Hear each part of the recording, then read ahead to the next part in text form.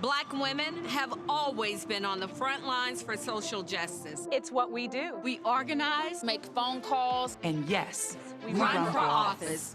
All while being fly. We stand up to systemic racism, fight for health care and justice For all our citizens. and use our power, our right. Our responsibility. Black women. Let's vote. Vote. Vote. For Joe Biden and Kamala Harris. Your turn, fellas. Okay, we got this. Fellas, brothers, We've heard our sisters, Our mothers, our wives, and daughters cry out for equality. equality, Equality all across this country. And now it's our turn. Our responsibility. to take our power back. Black women vote more than black men. And it's time we change that. Don't give your power away. Every single vote counts in this election. Show up Show out. And vote vote for Joe Joe Biden and Kamala Harris. Welcome to this Biden-Harris campaign event, Black Men for Biden, Shop Talk Mayor's Edition. Please welcome Trey Baker. Good evening and welcome to Shop Talk. I'm Trey Baker, the National Director of African American Engagement for the Joe Biden for President campaign. And we're here again in our virtual barbershop to have a real conversation about the issues affecting Black men. We all know that if this were a regular campaign and we weren't in the middle of a pandemic, then right now we would be in barbershops and beauty shops and restaurants all across the country having real conversations with folks and really engaging on the issues that are important in the Black community. Because we have to be in this virtual space, though, we're still having those conversations and still speaking directly to this community where we are. And so tonight we're going to have a special conversation. I'm going to get into a conversation with some of my friends who are young Black mayors from around this country who are doing spectacular work. So we're going to just hop right into the conversation, and we're going to welcome the mayors as it is into the barbershop right now. And so, fellas, where I'd like to get started in this conversation is essentially this. We are in the middle of three pandemics, really. We have COVID-19, which is ravaging our community with rates that are highest in getting COVID-19 and dying from COVID-19 in Black and brown communities. We're suffering from the pandemic of a downturn in the economy, which is affecting our communities more so than ever because we're the essential workers. We're the folks who are getting laid off from our jobs.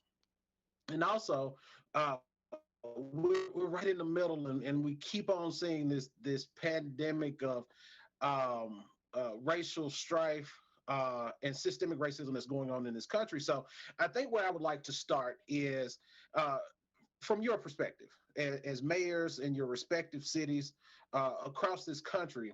I'd like to hear first what you're hearing in your communities as it relates to the Black community, specifically Black men, and then also what you're doing and some of the solutions that you have in that respect. So I think what I'll do is I'll start first with Mayor Carter.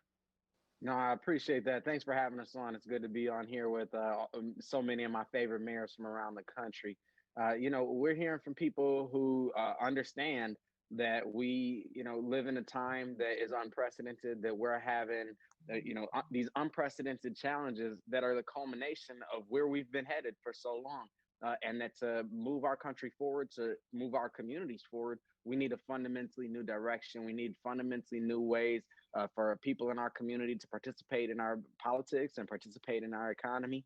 I think people know that we have been ignored out of Washington, D.C., Washington, D.C. that won't even take steps to control the coronavirus pandemic in the White House. Clearly is not taking action to control the disparate impacts it's having on our African American, our Black and brown communities. And so I'm hearing people who are in pain, who are in challenge. I'm also hearing from people who are in brand new ways connecting with one another to care for each other in this moment and know that we have 24 days right now. We have just a couple of weeks to make sure that our voice is heard and that we establish a brand new direction for our whole country. Others, feel free to jump in. Yep, I can jump in next real quick because you know, this is near and dear to my heart. It's really impacted Shreveport, and I was one of the, as a matter of fact, I was the first leader here in Louisiana to call out the disproportionate impact on the African American community. I got with my chief technology officer, and we were able to use some mapping to see where the clusters of our COVID cases were in the community, and we realized they were heavily in African American neighborhoods. The Washington Post actually covered this story. So we saw early on that, hey, you know, Black communities were taking the brunt of this virus and its deadly effects. And a result of that was that, you know, over the 360 lives that's been lost here in my community, a majority of which have been African Americans.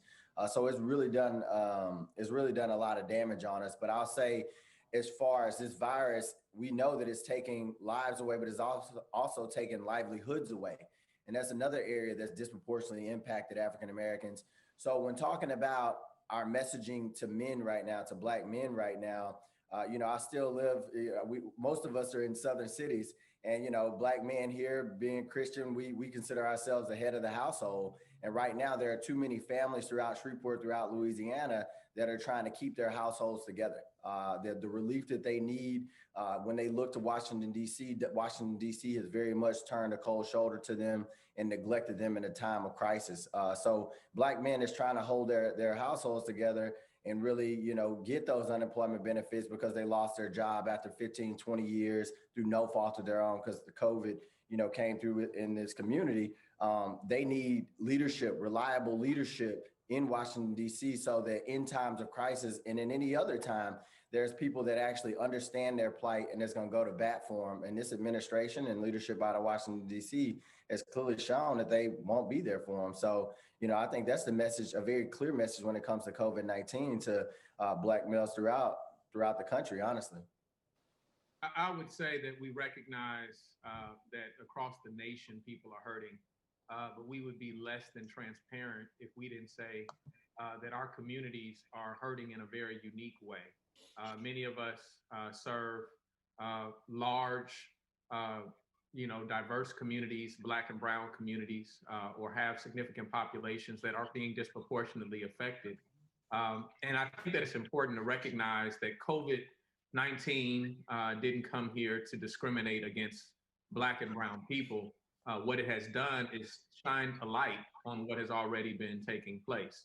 And in some regard, it's sad to say that absent COVID, absent the social unrest that has been taking place, it feels for so long that we haven't been seen, right? That our communities haven't been seen, that what people are dealing with haven't been recognized. And so I think that it's also a moment while we're dealing with the frustration, there's frustration with how people are solving their conflicts at this time because they're suffering from economic strife. They're suffering from health issues and you know, food insecurity and housing insecurity. And all of these things have been amplified in this moment. But I think that this is an opportunity where, you know, while we have so many great organizers over history, I think oppression is the greatest organizer of all time. And so we should take this moment as a rallying cry to make sure that we come out in November, that we make our voice clear and that we vote for a change. But beyond that, that we stay engaged even past the voting day, past, you know, running to the polls. We have to be engaged in our communities each and every day. And it takes all of our community to be engaged in that way. I'll jump in real quick. And I couldn't agree more with all of my brothers thus far. You know, the triple threat we're facing, the fire, the sinkhole, and the tornado of these three pandemics are overlaid upon the challenges that Black America faced already prior to earlier this year.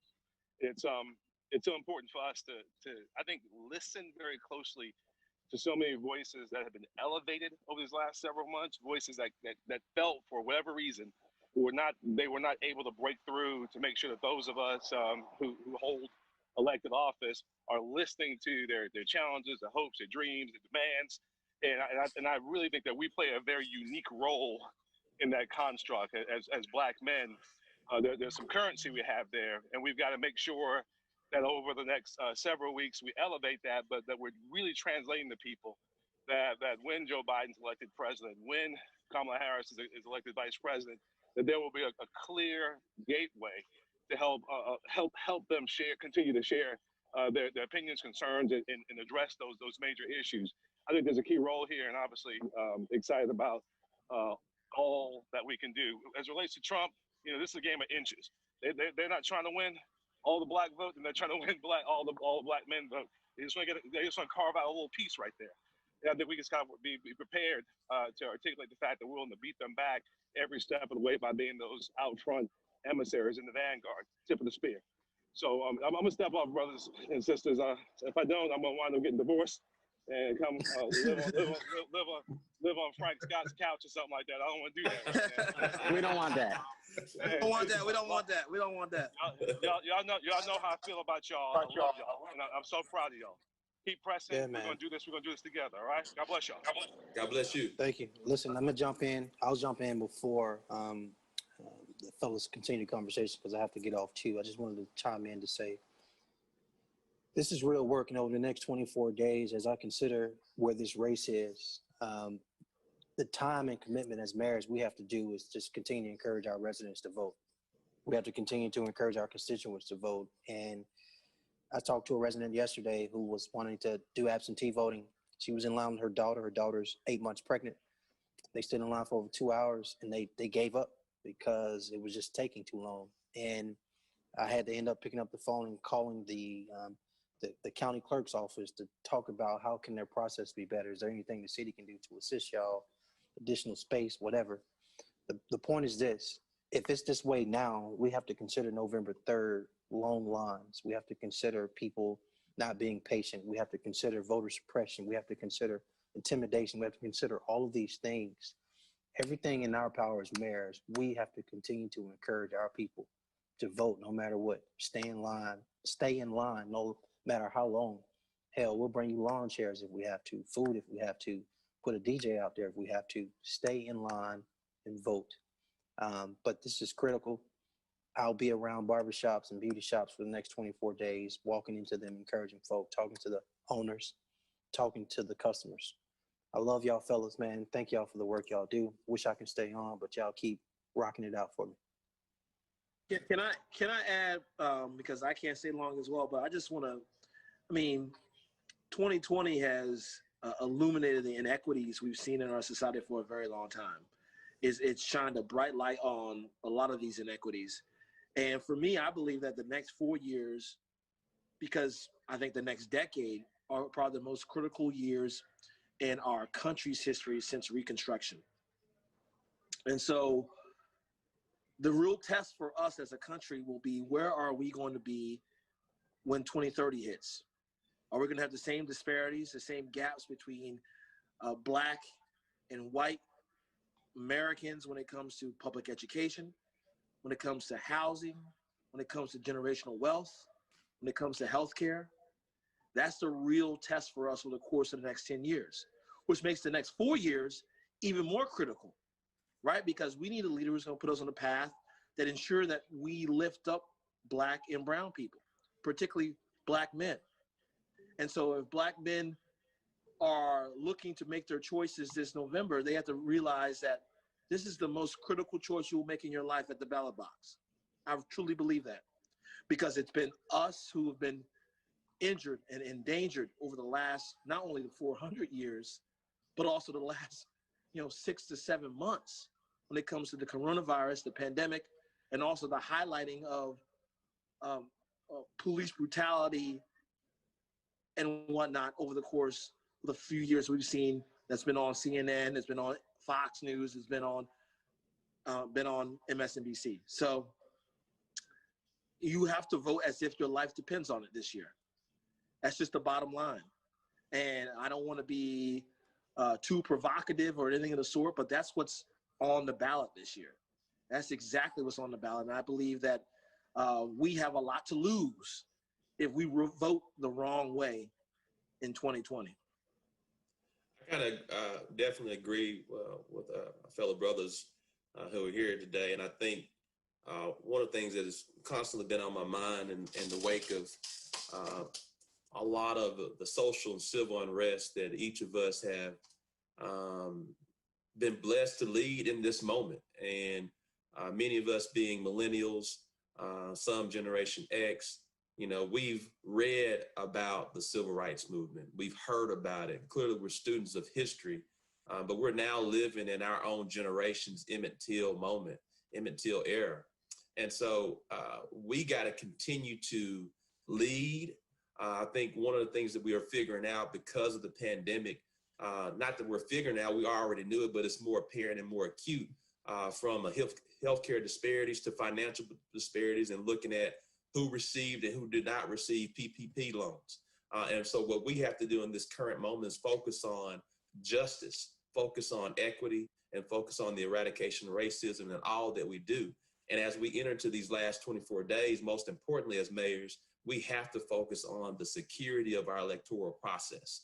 We have to ensure that everyone has access and safety when they're going to the polls. I think that's one of the things that we have to do, in addition to having the engagement to ensure that as many people as possible are utilizing their God-given right and exercising their voters' rights over these next 24 days.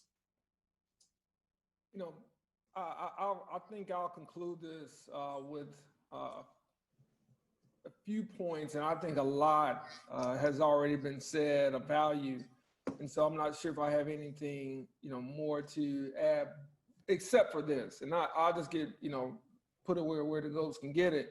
Is you have to vote for Joe Biden and Kamala Harris. Let me be abundantly clear.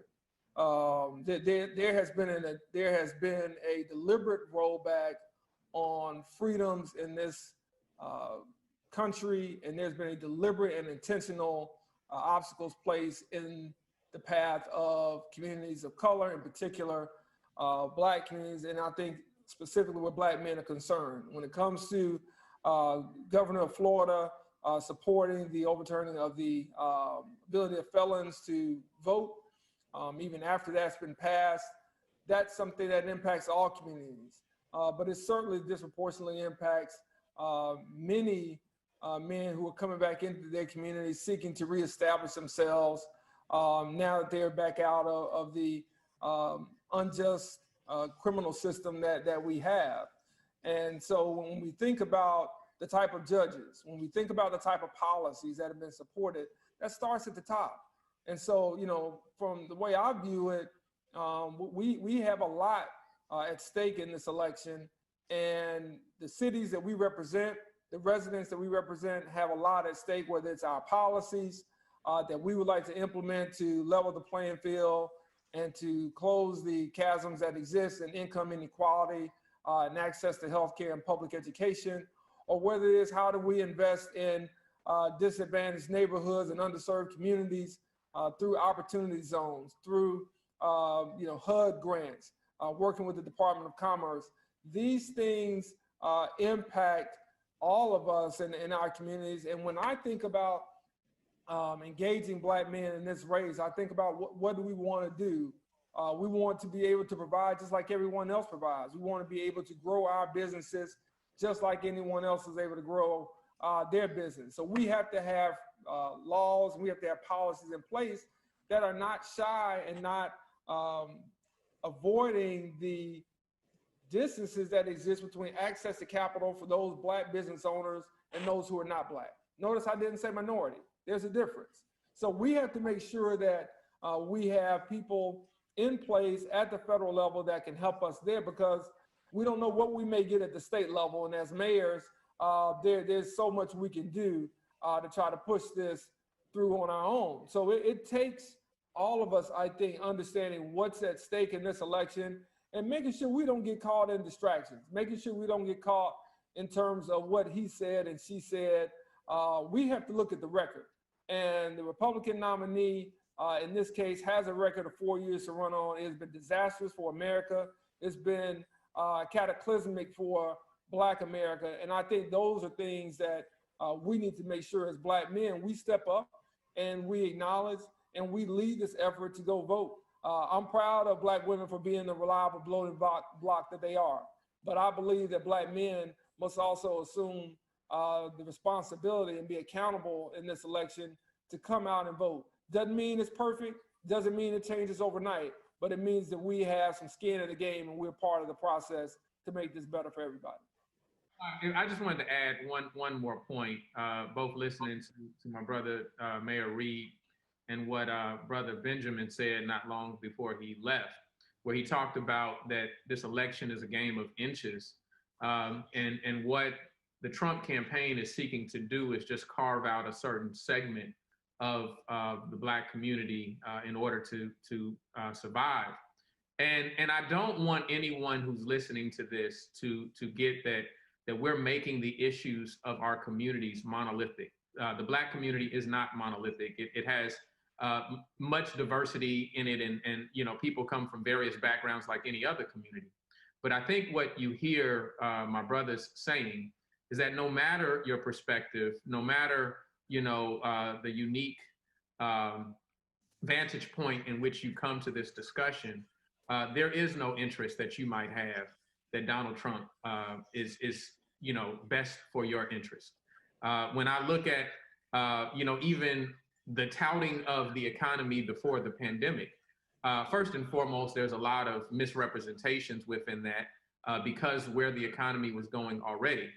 But also, we have to deal with this equity question. And when you look at a pie, it may be true that as the economy has been improving, that the pie may be getting larger. But the question you really have to ask is your slice of the pie getting any bigger? And that is what we have seen over the last 4 years, is that far too often our community's slice of that pie has not been getting any bigger. And people have been working, they have been the working poor. They may have a job, but they aren't working, they don't have living wages. And so, as my brother Adrian has said in the past, they aren't just, people aren't just fighting for access to capital. People are literally fighting for access to live in this moment. And so we got to be aware of that and really be in tune with the record. If I can jump in and piggyback on some of the thoughts, because we've transitioned to quite a bit, but I'll say this. I think if anything we've realized in these times of crisis that we're going through right now, especially for African Americans in this country, is that the entire political system has to work for them. Me and my brothers on this call, we have done everything that we possibly can at the local level to shore up our communities, to make sure that we were putting out the messaging, the public health messaging, so people stay safe from this virus, from giving out, whether you're talking about micro grants or assisting our local businesses to try to keep Main Street strong, because we know Main Street does not correlate to the numbers that we see out of the stock market and Wall Street. We've done everything that we can, but the state leadership is extremely important and federal leadership is extremely important. And that's just not talking about COVID, the response to COVID-19, but there's implications with our ability to vote. We talked, it was already referenced that the governor of Florida has taken away the right from, formerly incarcerated people to be able to vote even after that law passed. We know at the federal level right now, people are waiting on unemployment benefits and have been waiting on our Senate to actually pass a bill since May when the House passed the HEROES Act. That lack of perspective, it's what's hurting us the most. And it's the leadership at the other levels, not at the local level, because we see it every day. It's leadership at other levels, particularly the federal level, since we're having a conversation about who should be, the next president of the United States and why people should get out to vote. It's the leadership at that federal level that there's a huge gap right now, and they don't understand that families are hurting, that they have lost these jobs, that they're trying to figure out how they're going to put food on the table tomorrow. In the state of Louisiana, 20% of our households were already cutting back on food in April. That number has only exacerbated since then. People are trying to figure out how they're going to pay their rent, pay their mortgage when we're in a public health crisis, and many governments are telling them to stay inside their home. And we know that the housing moratorium is over. And it's just that lack of perspective.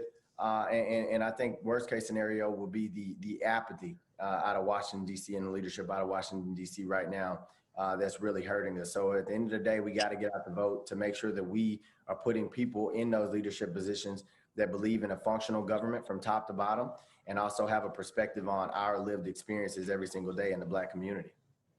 And can I add just real quick before we move on, is that someone stated earlier that we are not all a monolith, right? I mean, remember, there was a primary election before there was a general election that'll be coming up on November 3rd.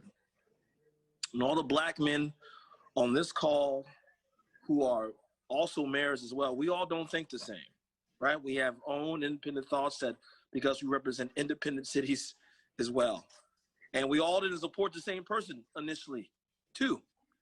But what we all agree on is this, that Donald Trump is not good for our communities, period.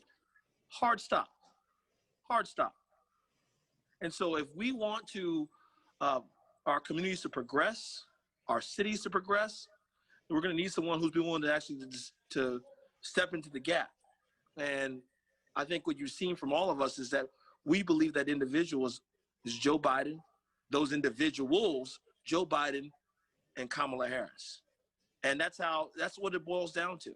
And this is a choice between Donald Trump and Mike Pence and and Joe Biden and Kamala Harris. And I'm choosing Biden and Harris all day, 24/7, and twice on Sunday, no matter what. Thanks so much, Mayor. We really appreciate that. Now I just kind of want to cut through a little bit and talk about how you're addressing some of the things in your communities.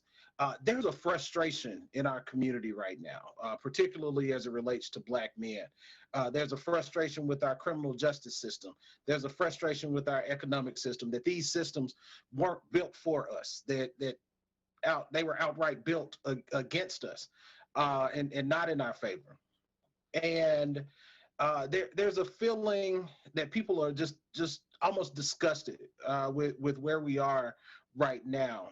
And so as you go into these barbershops, as you go around your communities, and you find a young brother who's just trying to make ends meet and trying to make it work, and you want to have a real talk kind of conversation, like we're in the barbershop right now. And so what are you saying to people to, one, let them know the importance of voting and the importance of this moment? And how are you cutting through in dispelling those myths, those things that are going on, those folks who are out here telling people to hold their votes? How are you addressing that in your community, and how are you getting that message across? So if I can jump in there, and let me say this to begin, and I don't know if we can underscore this enough. People are really, really, really hurting right now, and you know, my brothers on this call, we've talked on various occasions, and I know that they're suffering from many of the same things that I'm suffering from here in Jackson, and my people are suffering from here in Jackson. And so we have to recognize that pain as being real, right? And people aren't battling or fighting for the ideas in our head. They're fighting for the material benefit to live better lives. And so we have to recognize that. And so what I would say to that person, you know, actually Professor Ruha Benjamin, who I think profoundly said, listen, we must not only dismantle the world we don't want to live in, we have to be the most active participants in building the one we do want to live in. And so we're not asking that you put your faith in you know, two people that we feel best represent your interest and walk away from the table. We're asking that you continue to lean in. We're asking that you continue to put pressure on the system so that they reach their best form. And so what we are suggesting to you is that they represent a team that is more committed and more sincere about working with you and working with our communities than Donald Trump and Mike Pence would ever be. And so I think that's the real conversation is where is there room to grow? Where is there opportunity to build and expand and really get to these issues that have historically faced our communities? The issue of the issues that we stare down with in terms of social justice and issues of equity and you know, the detrimental impact that we experience as a community is not new. But at the same time, we have to know where there is a willing partner in order to push back on this system. And we have to be dogmatic about it ourselves. Here's the deal. When we're going into our barbershops and different areas of our neighborhoods, we have to show and tell what Biden Harris is going to do for all of us being Black and brown communities.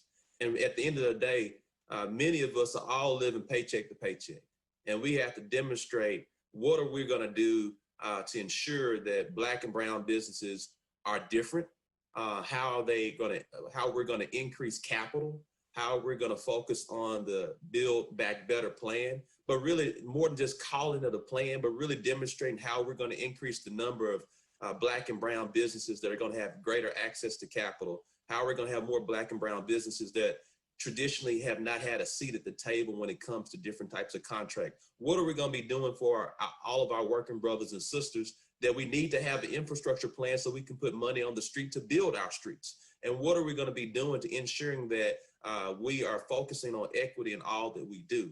That's at the end of the day, how we're going to live and move from one day to the next. And that's what we have to be focusing on. That's what Vice President Biden and Senator Harris are already working on and have a history of that. But again, it goes down to intentionality and also to demonstrate when there is going to be leaders in place that's going to have that same intentionality that we are preaching and teaching about from the campaign trail, that when we get an opportunity to govern, that it really shows up and we do not forget from whence we come from. You know, I'll say when I am talking to brothers in the barbershop, I always, it reminds me of talking to my father. And my father passed away when he was 49. He was a former offender, returning citizen. Made a mistake early in his life. And all he wanted for his life, the 49 years he got to live, was to ensure that me and my brother and my sister got a better life. And that meant for him, the ability for him to get a good job, to put food on the table, and keep a roof over our heads.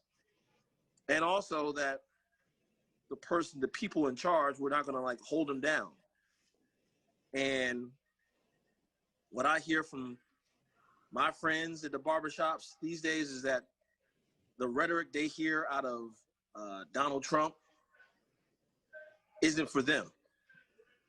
How are they gonna put food on the table and keep a roof over their families' heads? That's what they're caring about right now. And right now, I think that when I know Joe Biden and Kamala Harris, I trust them. You have to ask the question whether or not you trust them with your father's life, your brother's life, your cousin's life. And I don't trust Donald Trump and Mike Pence with my dad's life. I don't trust them with my brother's life. And that's how I normally break it down for my friends in the barbershop. Who do you trust with your life? Whether it's the pandemic, whether it's racial strife, policing, public safety, who do you trust with your life right now? Who do you trust? And it doesn't end up being Donald Trump, I guarantee you that. That's what it comes down to me. Yeah, and I'll jump in right now. I don't know about you fellas, but any beauty shop or barber shop that I've been to over the last couple months, honestly, the last couple years, I'm yet to meet a Donald Trump fan amongst us. I know we talk about us not being a monolith, but I'm yet to hear somebody in the beauty shop or barber shop talking about their support for the president, the current president, and that's one thing. The sentiment is one thing. I think a part of this challenge, I'll go so far to say the bigger challenge, is to turn that sentiment into energy and actually have them get out to vote so that they understand, hey, just being upset with the presidential administration is not good enough. You got to take it a step further and we got to get you out to vote. And one way that we can do that is when we go into the beauty shops and barbershops, we have a sense of credibility already because these are our citizens and they've seen the way that we've led. And my citizens will look at me and say, and I've talked about this all the time, but usually I'm in there just telling them, what we've done. But, we had the most receipts that we gave to Black businesses in Shreveport history in my first year. The highest ever was 13%. We got up to 20%.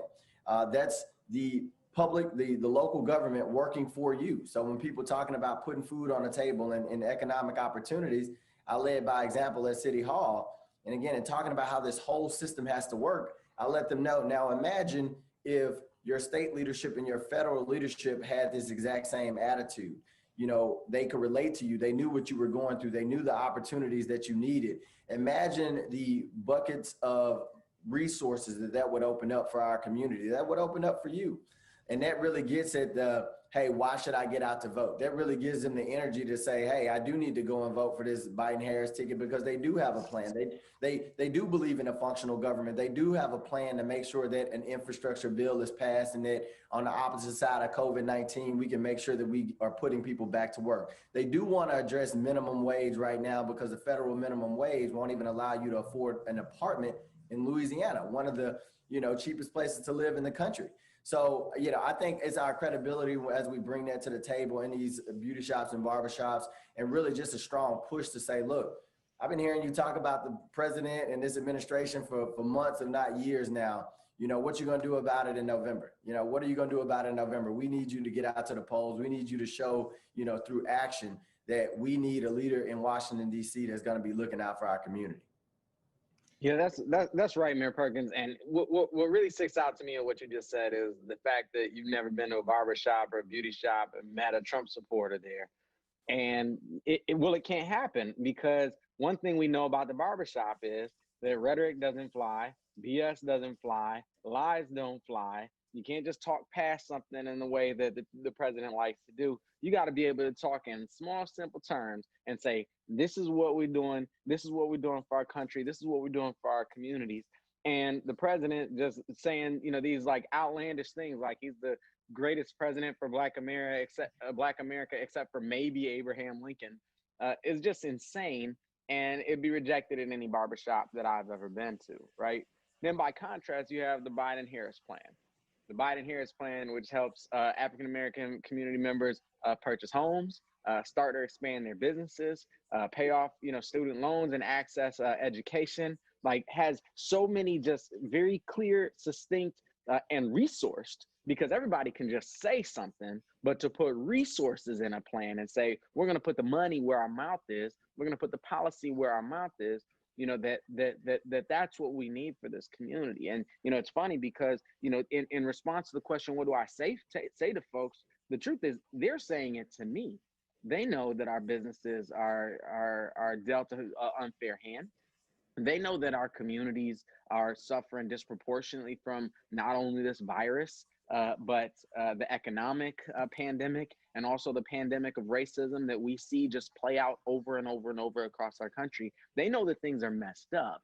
And, what we have to do is make sure that they understand that through these policy initiatives, through these funding initiatives, and through, I don't know who said it, but somebody said it, we're not just going to vote, but we're going to sit at the table and pull our chair up to the table and work alongside a Biden-Harris administration for the next 4 to 8 years, and make sure that the policies that we are bringing forward are going to serve our communities in the way that they are. We have a Biden and Harris administration who wants that engagement, who invites that engagement, who initiates that engagement constantly, running against Trump administration who ignores us, who lies to us, who devalues us, who puts millions of dollars to suppress our vote in our community. It's a no-brainer for me. And I think we just have to continue having that conversation with folks. Mayor Carter, I think one of the things that you said was we can't lose sight of. You said resources, but also I think it's another word that we all enjoy and understand the true meaning in our respective positions, and that's representation matters. That's right. Biden-Harris is going to represent the Black and brown communities of these United States of America, but more importantly, they're going to represent the diversity and all of its value of our nation. And at the end of the day, when you have administrations that have 80 to 100 judicial appointments, and none of them look like you and me. None of them are a Black or brown woman. They're not a Black or brown man.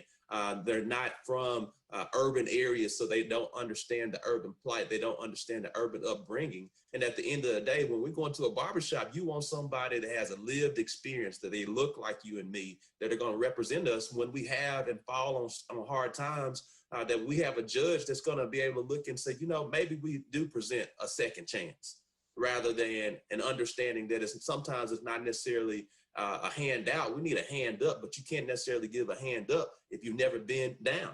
And at the end of the day, that's what we have to communicate. I mean, we can talk about all the platitudes that we want. We all know that we're smart, but at the end of the day, we got to show where the proof is in the pudding. And at the end of the day, representation matters in addition to the resources. And when we have resources and representation, then we have a truly intentional operation that we're going to be able to move things forward. So folks understand this is what we're getting the return on our investment for when we're going out to the polls. You know, I think on this topic, y'all have hit so many good points. It's very few left for me to say, but I guess I'm passionate about this discussion in the barbershop.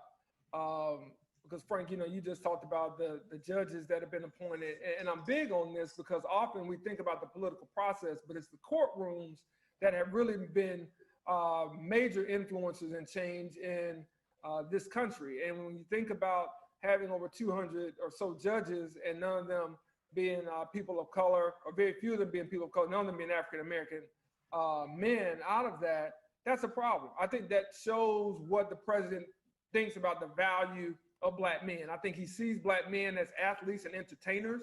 I don't think that he sees the value and worth and hard work that black men put forward every day in this community, or in your community, or in all of our cities across this country, whether that's in the military, whether that's working in our sanitation department, or even working you know, in our police departments, as educators, wherever it may be. So I don't think there's a value of contribution to what we have brought to this country. And so when we think about the policies, I want to be very, very clear that there's a distinct difference economically, education, healthcare, that is in direct contrast with the needs of most black folk. Now, I don't care if you live on the south side of Chicago. I don't care if you live in New Brunswick, New Jersey. I don't care if you live in Tallahassee, Florida. Doesn't matter to me if you're Denver, Colorado. Doesn't matter to me where you are. For most people, there are some commonalities there, though we're not a monolith, that brings us together when it's time to vote.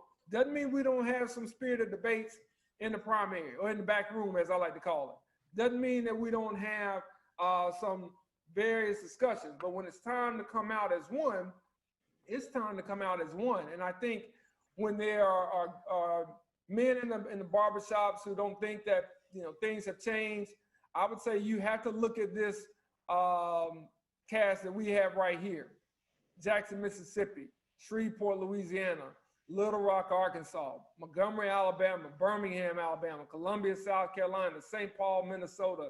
When you think about these cities, this isn't happening 10 or 20 years ago. This isn't happening without the Voting Rights Act. This isn't happening without the right to vote, which is still up to challenge by this current administration. So when we think about the bare level things that allow somebody in the barbershop to be a judge, to make a decision on something that impacts you or your son, your nephew, or your father, then often that is relational. It is, do I understand your experience? Do I understand your plight? Allowing for what the law has on the books. Do I understand what the law allows me to do as a judge? Do I understand what I can do as an executive of a city or as a legislator in making policy? These things are very crucial. And so someone may say, well, you know, it hasn't changed anything. And as the late John Lewis would say, you know, come walk in my shoes. And for those that are of a different generation, they can speak to a panel such as this, of us being able to quote our favorite rappers no more than we can quote our favorite authors, and talk about this being a different place in the United States. But it's not one that is guaranteed. It's not even one that's old. So it's one that we know we have to fight for every day. And that's not just at election time. That's every day of this democracy, and participating in that and bending it toward the way that it should be. But it doesn't happen without our participation. It doesn't happen without the push and the bend of that force that is and has been the Black community in this country over 400 years. So we have to maintain that through November the 3rd. And then we can go back and say, hey, now that we have voted in Joe Biden and Kamala Harris, here's what we want Mayor Lumumba to go talk about. Here's what we want Mayor Perkins to go discuss. This is what we want Mayor Woodfin and some others to go speak on our behalf. And guess what? You got to come back to the barbershop to talk to us and tell us what you did and what happened and what they're going to do. And if that answer is not satisfactory, then you're going to have to bear the brunt of that. And so there's also that connectivity that I think is at stake in terms of pushing forth our priorities and making sure the things that we know we discuss off the record in the barbershop, whether it's LeBron being the GOAT or MJ or Kobe or whoever, we discuss the same things around economic policy and what we have to do to grow our businesses, improve our neighborhoods, and be better men in our respective communities and households. Wait, Steve, were you just saying that LeBron is the GOAT? Is that what you just said? He knows better. He knows better. Let me go ahead and say this. Let me bust. You can never get past 6-0. Okay, you can never get past 6-0. I was just asking a question. I didn't know if that was an example or a declaration. I was just checking. Listen, there's only one GOAT, and I think we all know who that GOAT is. I'm from Detroit, so I'd rather go with LeBron. You know what I'm saying? As a Piston fan, you know, I'd rather go with LeBron. I know that's controversial right there, but we'll go off of that discussion before I lose some votes behind that. Yeah, but no, Steve, no, I was talking to some college students yesterday, and they were like, hey, what can we do? And I told them the same thing. I said, you know, as much as y'all talk about parties or y'all talk about TikTok or y'all talk whatever is ubiquitous to y'all right now, we need to make sure that politics is just as ubiquitous, where, you know, it is introduced in every single conversation, you know, wherever you are. And, you know, that's the broader message to the community overall. But I wanted to talk about a couple of things that you hit on. You gave me some ideas, but we need to make sure we are promoting history at this time to give people perspective of where we are. And what I mean by promoting history, as African Americans, we've only had full rights as a citizen for about 60 years now. You know what I mean? The thought that over 100, you know, we've been making this progress for hundreds of years and all, it's just not true. We've been able to exercise our full rights as American citizens since the 1960s.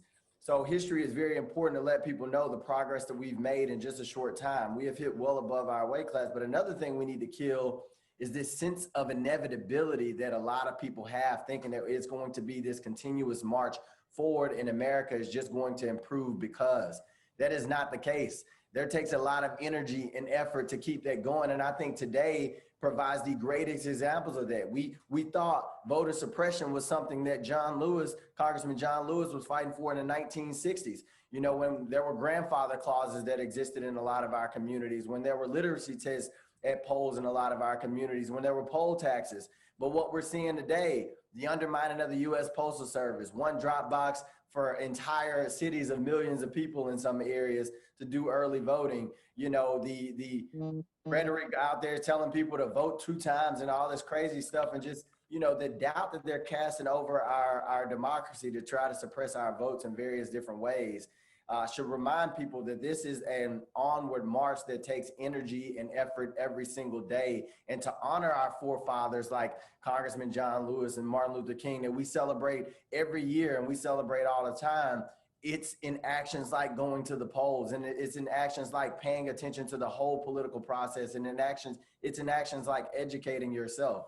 So no, I mean, you gave me all those thoughts, and I just wanted to put that out there. Again, it's motivation to get people out and vote for this Biden-Harris ticket. All right, so I want to jump in right there and make sure that we get this question out, because this is something I just find incredibly interesting. There's something very dynamic about all of you, this brotherhood of young Black leaders of cities across the country. And I just want you to for a minute, talk about the brotherhood, talk about how it impacts you, how it helps you, and to kind of let us in on what people may or may not know about how this unit has come together. I've seen a lot of you work during my time in municipal government. I've come across you, Chokwe, in Mississippi, and Melvin Carter has been instrumental in training me and so many others to do politics just in and of itself. So speak to us a little bit about the brotherhood and how it's been helpful to you as you've gone on to do these incredibly difficult jobs that you do, leading these big cities across the country. Look, I'll jump in right there and tell you that, I'm really proud of the stuff we've done in St. Paul over the last few years.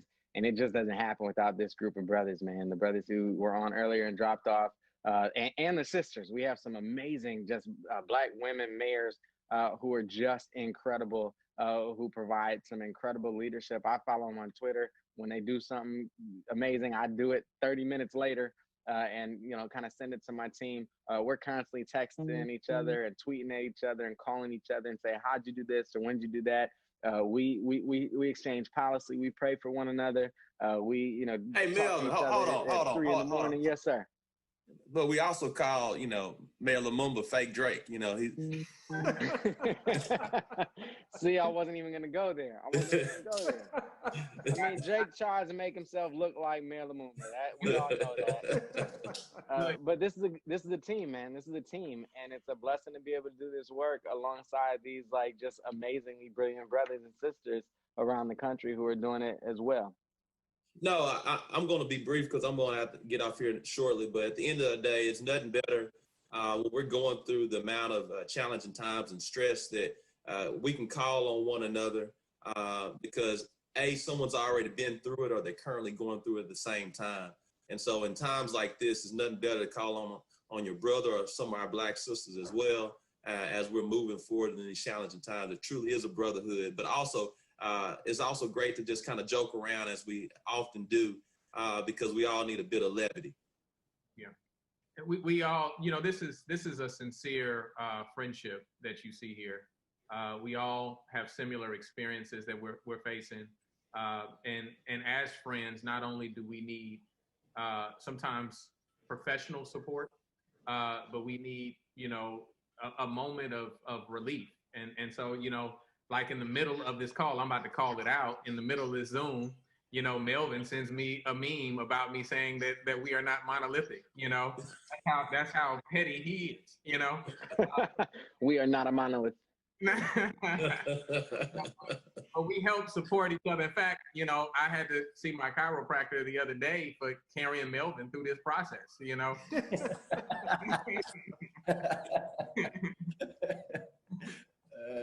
Look, I think that Trey, in this collective that we have, and there are others who are not able to join us today that are part of it, and certainly there are those that came before us that blaze trails as well. We're in a position, I think, right now because of what we're dealing with in our communities, what's going on nationally, to really use one another as sounding boards, to really try to duplicate, some things and maybe tweak some things that we may see working in other communities. And I think it's good to be able to call up, another mayor and these brothers to talk to them, offline or online about, hey, how did you all do this? What were your steps in bringing about, better police community interactions? What are you doing to address fines in municipal courts? What are you doing on the legislative level?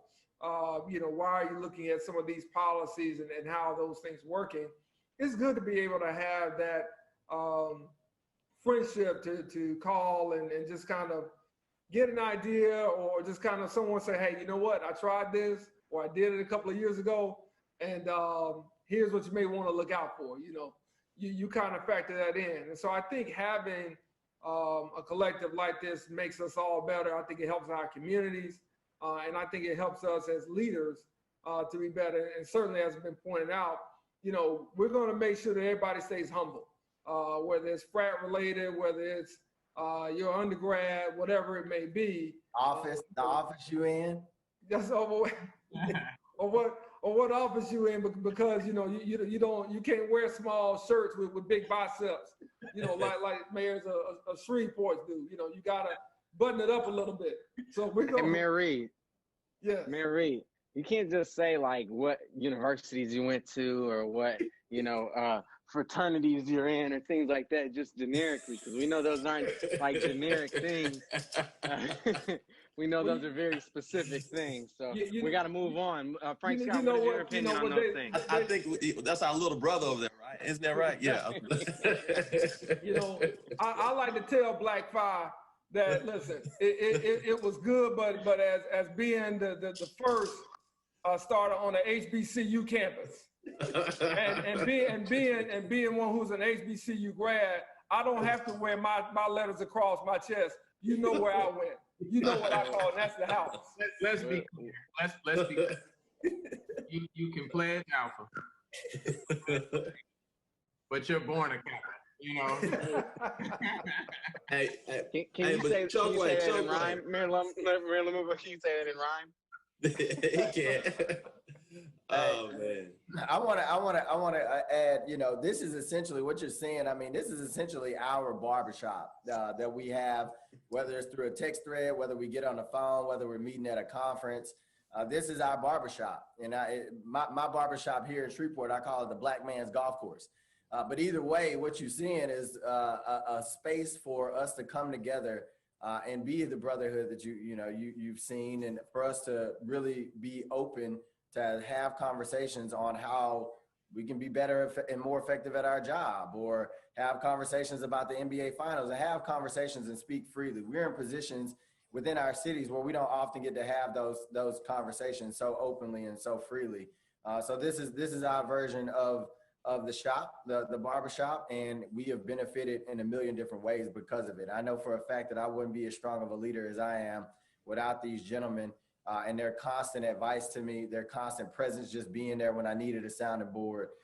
And, you know, it just makes us stronger overall as leaders, and it makes our community stronger at the end of the day. So I'm super grateful. Wouldn't want to serve alongside anybody else, even though they got jokes about tight shirts and everything else. I still love these fellas, and you know, grateful for everything they do for me and everybody else. Hey, Mayor Perry, because we appreciate you. You almost sounded like an alpha man, so that's pretty good.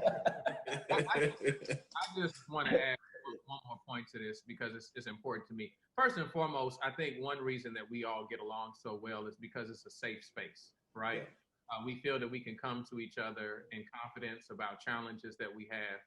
And, you know, just in my life, I try to surround myself with people that make me better, people that challenge me. And I can say that every person that has been on this call is someone that I have, you know, borrowed an idea from, someone that I have spoken to through challenge, that, you know, I tried my best to support, you know, if they had a challenge. And so there's some sincere respect and love for one another in that regard. And I'm happy. I don't know if this experience would have been the same if my city and my constituents could have benefited in the same way without this sounding board that we have. And so I do genuinely appreciate each and every person that's on this call. So before we get out of here, I want to get one more question in to you. And so in 30 seconds or less, and we'll just go around the horn to everybody. Let us know what in a Biden-Harris administration will be most helpful to you in your cities, whether that's access to resources, whether that's access to government programs. What's that one thing that the Biden-Harris administration can be doing on day one that'll be most helpful to your cities? I'll jump in this one first. I think the one thing is just a functional government. And what I mean by functional government, there's a whole bunch of subtext to that. Protecting Social Security, protecting our healthcare, and making sure that the Affordable Care Act survives, making sure that people are getting unemployment benefits and all the resources that they need to get through COVID-19, our small businesses, you name it. But we need a functional government. Our communities thrive when, again, our entire system is working from the local level all the way up to the federal level. And we need them to just make sure that government works again and operates with some decency that we can all believe in. I think a vibrant and inclusive economy. Absolutely. I agree with both of those things. And I would say just a recognition that the local level is where the rubber meets the road. It is truly where the efficacy of any policy in Washington is realized. And so, you know, I want to thank Vice President Biden that as several of my brothers that are on this call, as we, you know, put out things that were important to us in our communities, that he agreed to meet with us, to sit down with us. There are various people on this call that have been on this call that throughout the campaigning process have had an opportunity to either sit down with him as a group or speak to either him or his team individually. And so going past this moment of November 3rd, that has to remain so. You know, some of us are in deep red states. We are blue spots within deep red states. And often the resources don't make it all the way to us. And so we have to eliminate the roadblocks. When we have entitlement funds that don't come to cities like Jackson, when they create central planning districts or metro planning districts in order to usurp the resources that are intended for our communities, that is an effort by the state to rob resources from our community. And so I have spoken to Vice President Biden about this. And so we hope that we can diligently work alongside him to eliminate those type of hurdles. I think from my standpoint, you know, the thing we have to do is certainly uphold the Affordable Care Act. We have to continue to try to restore the Voting Rights Act. And from the other point that I think is so important for me, and Mayor Lumumba just touched on this, it is to make sure that cities have a voice. We know that overwhelmingly people of color, in particular African Americans, live in cities, and it's important that cities be able to get the resources and the partnership and the collaboration they need from the federal government. Our state legislatures and whatnot withstanding, we have to make sure that we can get the access to the federal government programs that we need in order to continue to expand our economic footprint and make sure that we can provide for our residents that we represent. Yeah, without a doubt. I know 30 seconds is difficult for a lot of the brothers here on this call. Mayor Lumumba, I'm looking at you. So I'll say real quickly, housing. To me, establishing deep investments in housing is something that's really important for us to do. We need housing. We need people to be able to be stably housed. That will make a profound impact on our community and our country. Well, thank you, Mayor Carter. Thanks to all of you. This has just been a great conversation. And I appreciate y'all coming and talking straight to us about, you know, what we're seeing in the communities, what we can be doing for Black men in particular, and then just talking about your stories as Black men. It's incredibly instructive to what we're doing. And we'd just like to thank you for your friendship and your support of Vice President Biden and Senator Harris over the course of this campaign.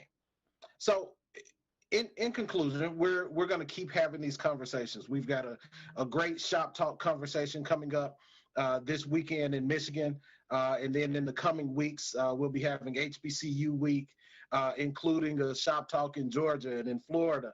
And so we're going to keep this conversation going. We're going to continue to talk to Black men. Our Sister to Sister program will continue to talk to Black women. And of course, we're doing Make It Happen Monday, every Monday, where we talk to Black-owned businesses from across the country and talk about solutions to how we come back after COVID-19. So in addition to attending our programs, here's what I need you to do. Just a couple of things. One, I need you to get into our program. And the easiest way to do that is by texting AFAM. That's AFAM, AFAM to 30330. Again, that's AFAM to 30330. That'll put you on our listserv, and you'll get all the email updates, all the talking points, and everything that you're going to need to do to get involved. The other thing that I need you to do is go to iwillvote.com. That's iwillvote.com. There you can register for states that is still able to register, and then you can also find out about your voting precincts and get questions answered about your voting status and make sure everything is everything, so that you can go out and so that you can vote. And finally, we need you to go out and vote. We need you to go to the polls, vote early in states across the country. In some of the states that these mayors represent, voting is happening right now. We're seeing that the polls opened in Georgia and the polls opened in Texas, and there are long lines for early vote. Early voting has gone up in North Carolina and in Virginia, and people are out voting. People are enthused and want to make change in this country. So doing those three things, I think, is key to us making sure that we can restore the soul of the nation. And on November 3rd, Joe Biden and Kamala Harris will take that first step to making this country a better place for everyone, but especially for Black communities and Black men, and everyone in this country who's hurting right now. So thank you for coming. Thank you for watching. Again, thank you to all of you mayors for being a part of this program. You were fantastic, and this was a fantastic conversation. So we appreciate you. Also, don't want to get out of here without thanking our media partners for being a part of this. And everyone, have a good night, and we'll see you at the polls.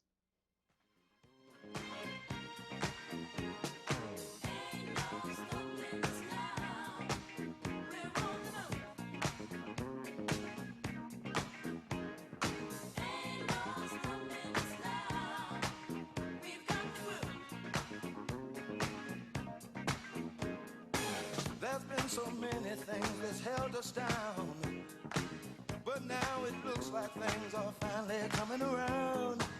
I know we've got a long, long way to go, and where we'll end up, I don't know. But we won't let nothing hold us back. We're putting our show together, we're polishing up our act.